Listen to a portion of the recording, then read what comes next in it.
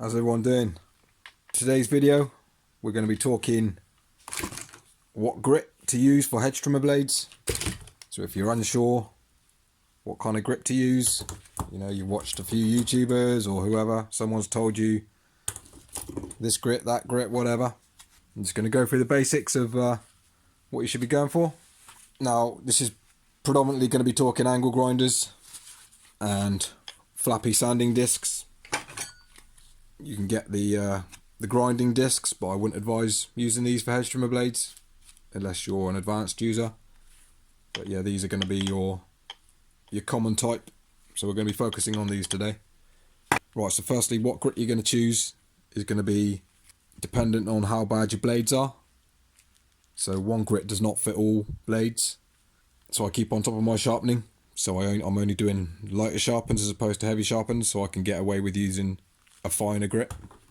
You know, unfortunately I haven't got any really bad blades to show you, but when you get a blade and you think that needs sharpening, look at the underside of the tooth and see how rounded it is. Like this one's got a tiny little bit of rounding, but it's not too bad.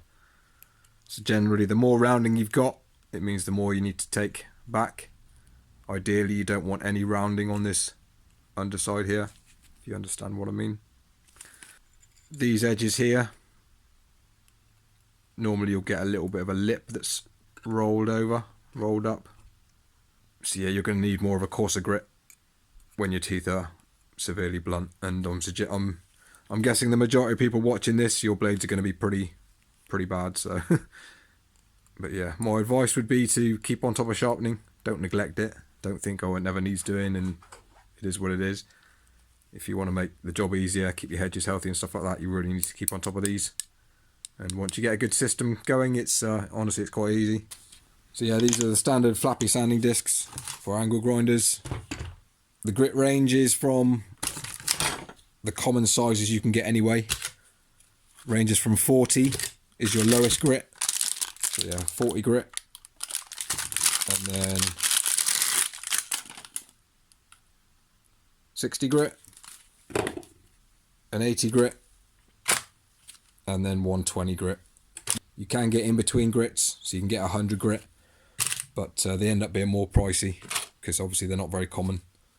So yeah, those are your common ones: 40, 60, 80 and 120, and they're going to be your cheapest kind of grits as well. And try and buy bulk as well. I normally buy packs of 10 and they're under £1 each when you buy them in bulk. There's plenty of places online to get them.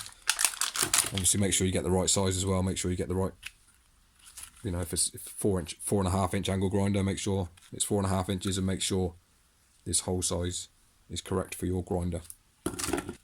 There's also different types of disc, flappy sanding discs as well, which not a lot of people probably know. You can get flat ones, or you can get slightly tapered ones like that. What is it? I think it's, yeah, T29 is the tapered, and I think these are T27 they're called. It's just basically one's got a flat profile and the other one is slightly angled, so it just means your pitch of your angle grinder onto your teeth will be slightly different. So yeah, you'll have to experiment what works best. And again, I wouldn't be using a cut-off disc as well. This is just a thin one, but I wouldn't be using a thick one for doing blades. And again, unless you're an advanced user. These are your beginner setups. So if anyone wants to use an angle grinder for hedge trimmer blades, use one of these. So if you're doing very light sharpens, so yeah, say you're a hedge specialist or a landscaper, gardener, and you're trying to up your game with your hedge trimming and stuff, you got a lot of toppery to do and stuff like that. Generally, we'll use a finer grit. So a lot of the times when I'm doing light little sharpens, I use a 120 grit. And I sharpen sometimes weekly, just doing a light little pass. So yeah, you're just knocking off that little lip on the edge, on the cutting edge that forms. Yeah, and a 120 grit's really good for that. Also an 80 grit is good for that as well. So occasionally I'll use an 80 grit. So 80, between 80 and 120 is for the light touch-ups, I would say. So now if your blades are really bad, I'd probably say stay away from 40 grit, so just cancel out 40 grit, don't even worry about 40 grit. Unless you've got some really smashed up blades which you're trying to get back. So generally I'd say a 60 grit is good for your really bad blades, because it will take a bit of meat off, and you're also not going to heat the tooth up. So if you're trying to take loads of material off with a fine, like a 120 grit, it's going to take quite a while, and it's going to heat the tooth up quite a bit as well. So you want to, you don't want to overheat the tooth, discolor it, and make it lose its temper. So yeah, 60 is good for that. And everybody always says these are too aggressive, and they're not, honestly.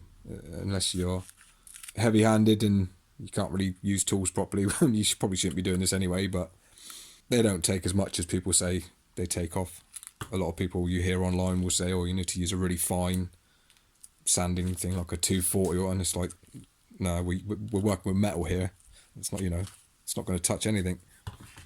So yeah, your 80 grit, that's a good beginner grit. It's not crazy aggressive, and it'll take enough off, and it's also provides a finer finish. So the finer finish you can get, the sharper the blades will be, effectively. So yeah, the only trouble is sometimes with the fine discs, I find you create a kind of like a curved bevel, because they're so fine.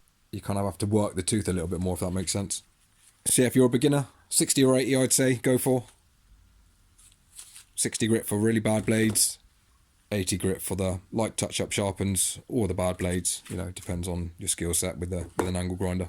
And obviously 120 again if you're a bit more advanced and you're sharpening more often.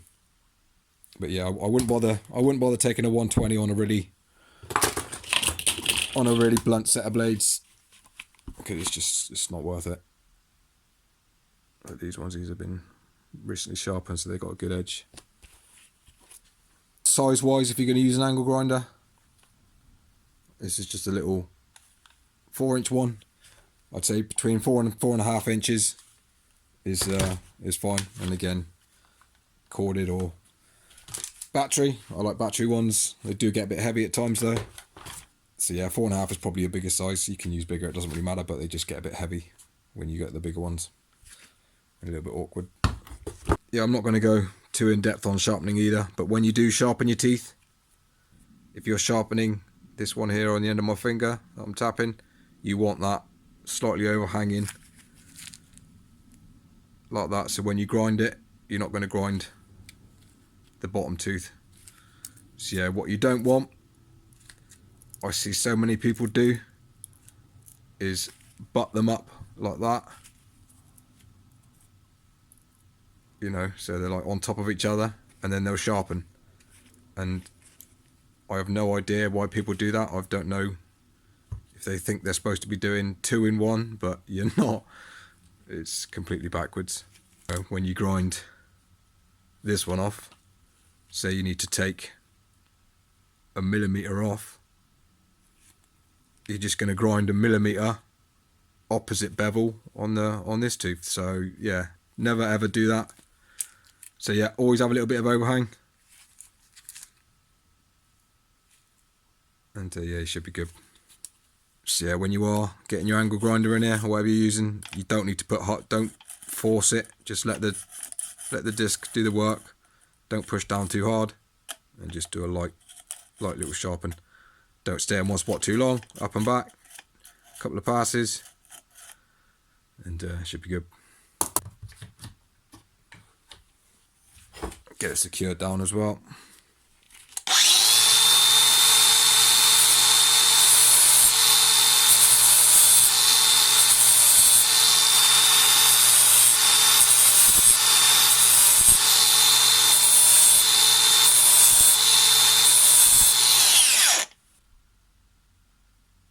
So yeah, it's just a very light little sharpen. Don't even know what grit I've got in here, so I've got a 60 grit in here. So yeah, you can use coarser grits for doing light touch-ups. You just need to really be light with it. And sometimes I find the coarser grits are a little bit better, because they'll provide like a really flat bevel. If you want to do an extra little step when you've finished, you can take all these burrs off the underside of the edge. You can get a tiny little small flat file. This is just a little fine one, and hold it flat. Get your blades in the middle position, and obviously this is the underside, and just run this a couple of times, just back and forward very lightly. Again, files, yes, I know you file on the push stroke. This is just an old shitty file. I'm not too worried about it, so just a couple of light little strokes. Just cleans the burrs off the underside.